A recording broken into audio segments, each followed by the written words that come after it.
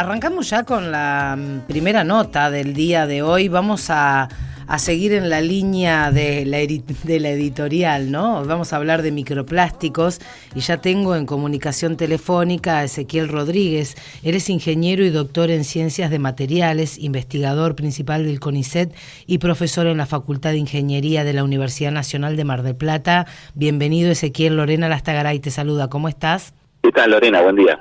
Bueno, un gusto tenerte acá, obviamente para que nos desasnes de todo. Hace un tiempo empezaron a salir notas en los distintos portales y en distintos medios de comunicación acerca de el microplástico en distintos lugares, por ejemplo, en placentas de animales, en placentas de madres, bueno, con esta cuestión de, no sé si mito o verdad, de que nos comíamos el equivalente a una tarjeta de crédito por semana, una cosa así.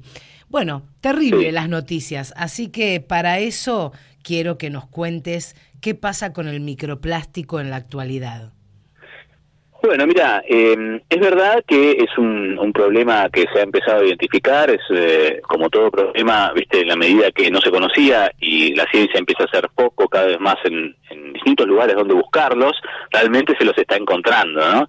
Y eso es producto de que realmente el uso de plástico está cada vez más extendido y eso hace que obviamente la liberación de microplásticos crezca y la concentración en el ambiente crezca.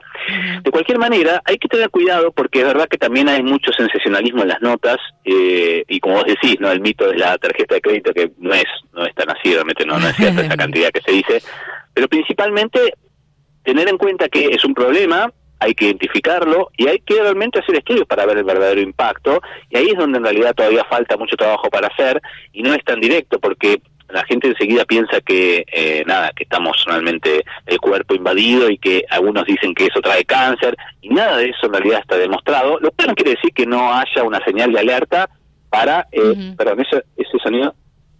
A ver, bien. No yo te escucho como, bien, yo te escucho bien. Marcando. Bien, no, te decía que no implica que no sea un tema para estudiar y que realmente preocupa más que nada por el nivel de dispersión de esos microplásticos. Obviamente los polímeros, en la medida que se van degradando, se degradan por el ambiente, por la luz UV, etcétera, las cadenas de plástico se van particionando en pedacitos más pequeños y bueno, es ahí donde en principio pueden entrar en los tejidos. De cualquier manera, hay una cosa a tener en cuenta, al no ser tan evidente su efecto, significa que tampoco es tan probable, tan obvio que realmente lo tenga. Cuando hay elementos que son cancerígenos o que tienen un impacto en la salud, encontrar la relación causa-efecto y demostrar que tiene ese efecto es más fácil, con lo cual si se dificulta significa que no es tan obvio ni tan evidente. Yo te voy a poner un ejemplo. Hace poco yo tengo a veces hago videos sobre divulgación científica y contaba en las redes acerca de la posibilidad de reciclar las botellas de PET para hacer la fibra de polar, básicamente, ¿no? La tela de polar. Sí. Si viera la cantidad de gente que me ponía eso es cancerígeno, no hay que vestirse con plástico, eso se llena de microplástico, nos vamos a morir.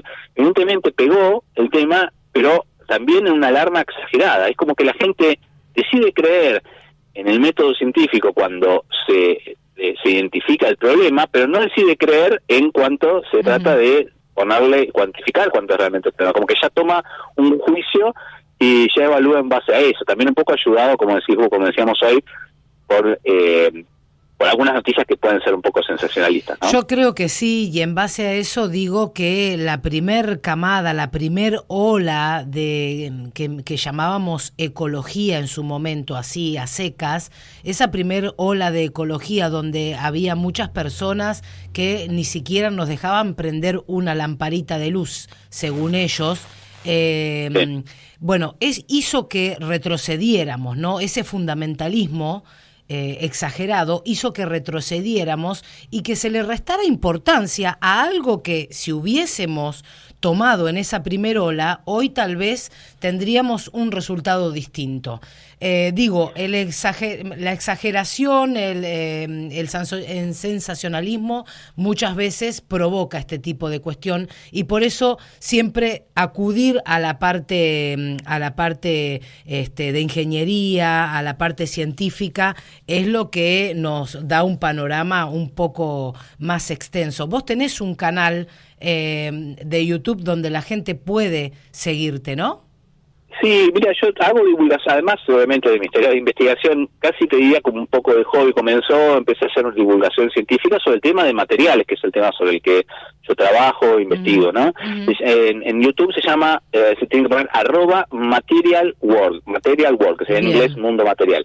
Nada, no solamente hablo de plástico, sino también de todo tipo de materiales y su impacto en la historia, pero más allá de mi propio canal, es cierto sí que se necesita hacer más divulgación y también, como decís vos, empezar a bajar las notas, de alguna manera tomar las cuestiones académicas en algún punto con más seriedad y cuando se citan, por ejemplo, estudios, realmente ser un poco más fieles a lo que dice el estudio y no simplemente al titular que a veces puede ser un poco más llamativo.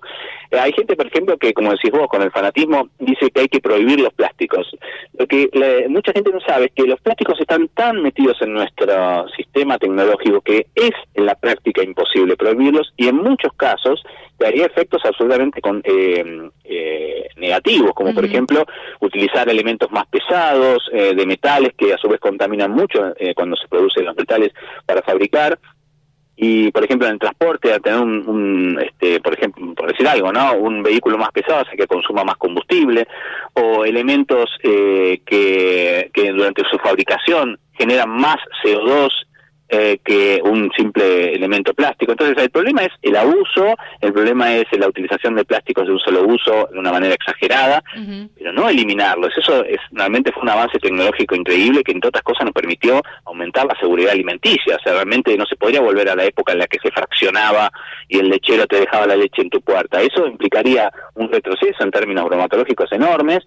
Entonces tampoco es la solución, pero bueno, a veces la gente se ve tentada a decir, bueno, volvamos a la naturaleza, volvamos a vivir como en el siglo XIX, y tampoco es la solución. Sí es cierto que hay un problema, y sí es cierto que, bueno, si dejamos que, no sé, las empresas, grandes empresas decidan y a ellas hagan su autocontrol, no va a suceder. Obviamente se necesita más control del Estado, de la sociedad civil, para establecer legislaciones que apunten a mejorar el uso de los plásticos y de alguna manera hacer que las empresas productoras se hagan cargo de sus propios residuos. Eso es fundamental.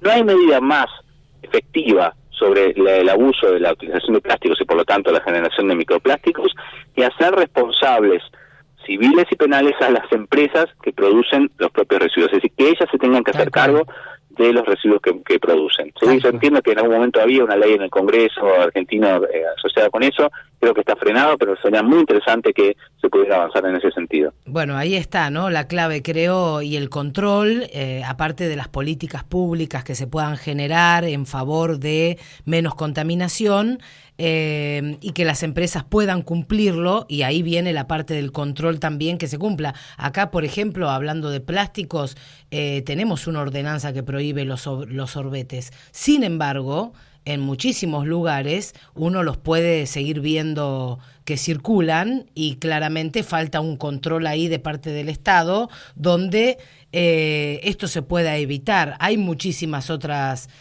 cosas que se pueden hacer. De hecho, hay sorbetes que son hechos con otros materiales, que no es el plástico, ¿no? Sí, es cierto, pero igual es un ejemplo muy bueno porque es un ejemplo en lo cual no queda del todo claro que la medida tomada haya sido la mejor, en el sentido de que se ha estudiado que los sorbetes de polipapel no solo son muy poco convenientes, sino que también generan una cantidad, digamos, la fabricación específica de un sorbete de eso que tiene mucho más peso, de cartón, con sus capas también incluso de ceras, para hacerlo más impermeable, genera un impacto en términos de la emisión de dióxido de carbono mayor, y en realidad lo ideal es no usar sorbete. Entonces fíjate cómo a veces la industria el comercio pega la vuelta para encontrar una solución que no es la ideal. Un ejemplo típico es cuando uno va a esta famosa cadena de café Starbucks, que ahora está viniendo a Mar del Plata, ¿no? Ellos son famosos por darte el café en un vaso de polipapel, ¿no? Y ellos tienen ahí los vasos de loza, y si uno le dice, no, dámelo en vaso de loza, te lo dan. Pero hay que pedirlo. Y ellos tienen sus propias campañas de, estamos siendo más ecológicos, estamos cumpliendo con nuestras metas. Para mí es más de reducción de CO2. Es muy fácil, no des más esos vasos, no armes un programa de reciclaje de vasos, directamente no los des. Entonces, en la medida de lo posible, ¿no? Sí, fíjate cómo a veces la misma empresa se busca la vuelta para poner una máscara de que están haciendo las cosas bien, o a veces ponemos demasiado esfuerzo, que es limitado, nuestra capacidad de atención, nuestro esfuerzo es limitado, entonces hay que elegir en qué utilizarlo. Tal vez el tema de los sorbetes sea un ejemplo donde decir, bueno, ¿por qué no, en lugar de poner el esfuerzo en ese cuyo impacto relativo es menor, no ponemos el esfuerzo en hacer que nuestra planta de reciclado realmente funcione, en hacer que nuestro sistema de separación realmente funcione, que realmente no lo hace, en la contenerización, en el respeto de los días, y en hacer que, de alguna manera, vos sabés que en nuestra propia planta de reciclaje apenas se llega a reciclar menos de alrededor del 10% de los plásticos, el resto termina en el relleno sanitario. Fíjate, si no hay cosas para mejorar. No, y además que no tenían las máquinas arregladas, hay 2 máquinas que están rotas, bueno, hay muchísimas cuestiones sobre eso, ni hablar de las campañas que existieron, sí, por ahí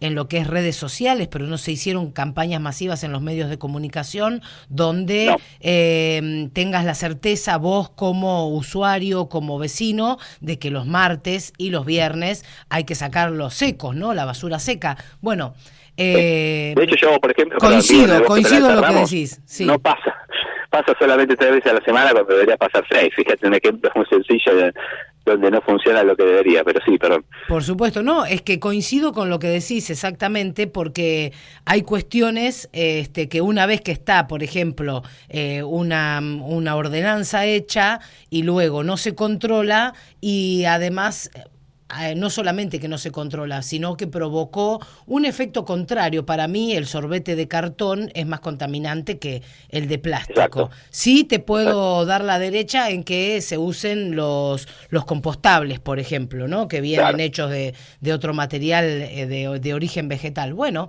puede ser, seguramente. La idea es también cambiar, nosotros como consumidores, cambiar desde nuestro lugar hasta que lleguen políticas públicas que nos protejan de otra manera, ¿no? En cuanto a lo que sean derechos y obligaciones para los empresarios. Y digo esto porque cuando uno decide cambiar el tipo de alimentación, también está bajándole el pulgar a el plástico de un solo uso, por ejemplo. Es cierto, sí, si uno va a un local de comida rápida es increíble la cantidad de material que solo dura 2 o 3 minutos. O sea, imagínate cuánto se puede hacer ahí por disminuir el impacto. Hay mucho que se puede hacer a nivel individual, y que especialmente porque el polímero, además que se separa correctamente, es un trabajo casi de hormiga que uno hace en su casa, que es imposible de replicar de manera automatizada. Así que yo creo que hay mucho para hacer y hay que ser consciente y obviamente apoyar y pedirle a la dirigencia política que hable de este tema y que proponga esos temas. Eso también es muy importante, ¿sí? Yo te digo porque hay mucho que se puede hacer ahí. Entonces, desde lo individual, en lo cotidiano, y desde nuestra participación como seres políticos que somos, exigiendo a la dirigencia que ese es un tema que se trate y que en la medida posible se pruebe, ¿no? Sí, totalmente. Bueno, ¿qué nos recomendás, Ezequiel? ¿Qué podemos hacer en nuestras casas entonces para consumir menos plástico? ¿Hola? Hola. Hola, sí, se había perdido. ¿Qué nos recomendás para consumir menos plástico? ¿Hay alternativas? En la medida de lo posible, si uno puede, por ejemplo, el clásico, llevar la bolsa reutilizable, consumir menos gaseosas en la medida de que se puede. Bueno, hay muchas cosas, pero una cosa muy importante que yo no la mencioné, que es el tema del compostaje, ¿sí? Si vos me decís, ¿qué podés hacer vos para disminuir tu impacto en tu huella en términos de los desechos de materiales? De una te digo, el compostaje es increíble el efecto que tiene. Mira, a mucha gente que lo hace, pero yo lo hago en mi casa y saco una bolsa de basura cada 7 días, a veces la saco antes solamente por si hay algún resto de carne, pero si no, podría durar mucho más. Porque entonces, la cantidad de basura que tiramos disminuye de una manera casi 1/3 nada más de lo que normalmente tiraríamos, y además esa basura no se mezclan los plásticos con elementos orgánicos. A su vez, si van a un relleno sanitario, se descomponen de manera anaeróbica generando metano, que tiene un impacto en el efecto invernadero mucho peor que el dióxido de carbono, con lo cual, si alguien en su casa, si tiene un pequeño cuadradito de jardín es suficiente, porque a veces se necesita espacio para tirar la tierra una vez que la tiene, girar o tener algún sistema, eso es lo que más puede hacer, el mayor impacto puede tener, sería eso. Genial, me encanta. Vamos de a poco, pero bueno, siempre pensando en las generaciones futuras, de asegurarles que también les queden recursos y un aire y un mar menos contaminado, un mejor planeta, ¿no? Dentro de lo que se pueda.